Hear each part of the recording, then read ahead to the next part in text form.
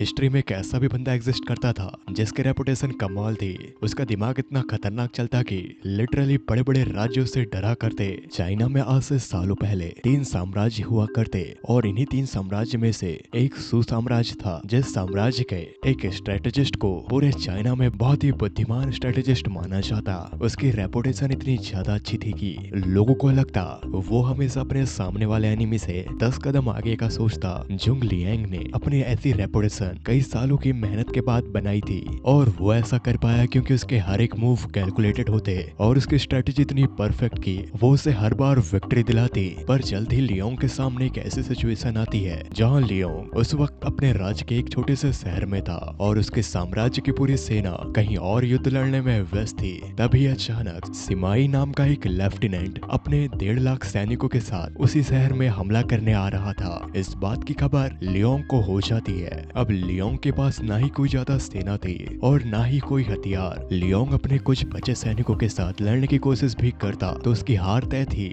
ऐसे हालात में अगर कोई दूसरा व्यक्ति होता तो वो या तो वहां से भाग जाता या अपने आप को सरेंडर कर देता। लेकिन लियोन ने यहाँ तीसरा ऑप्शन चुना, एक ऐसा ऑप्शन जो सिर्फ एक पागल या एक जीनियस ही सोच सकता था। यहाँ सिमाई अपने 1.5 लाख सोल्जर्स के साथ शहर के करीब आ रहा था। वहीं लियोंग अपने बचे सिपाहियों को ऑर्डर देता है कि जाओ शहर के सारे गेट ओपन कर दो और लोगों को ऐसा प्रिटेंड करने के लिए कहो कि सब नॉर्मल है। और जब सिमाई और उसकी आर्मी शहर पहुंच जाती है तो वो क्या देखते हैं कि शहर के सारे गेट्स ओपन है और वहीं लियोंग उस शहर के गेट की वॉल पर बड़े ही कामनेस के साथ ट्यूट बजा रहा है। ये देखकर सिमाई भी शॉक था, पर सिमाई जानता था कि लियोन कभी भी इतना कामनेस के साथ ऐसे सिचुएशन में तभी बैठ सकता है जब उसके पास कोई ना कोई प्लान हो। और सिमाई को लगने लगा था कि अगर उसके सैनिक उस शहर के अंदर गए तो अंदर छुपी बैठी सेना उन्हें खत्म कर देगी और इसलिए वो वहीं से वापस चले जाता है। लिटरली 1.5 लाख सैनिक बिना कोई हथियार तीर चलाए चुपचाप वहां से चले जाते हैं। ये होती है रेपुटेशन की पावर, क्योंकि लियोंग पूरे चाइना में इस बात के लिए जाना जाता कि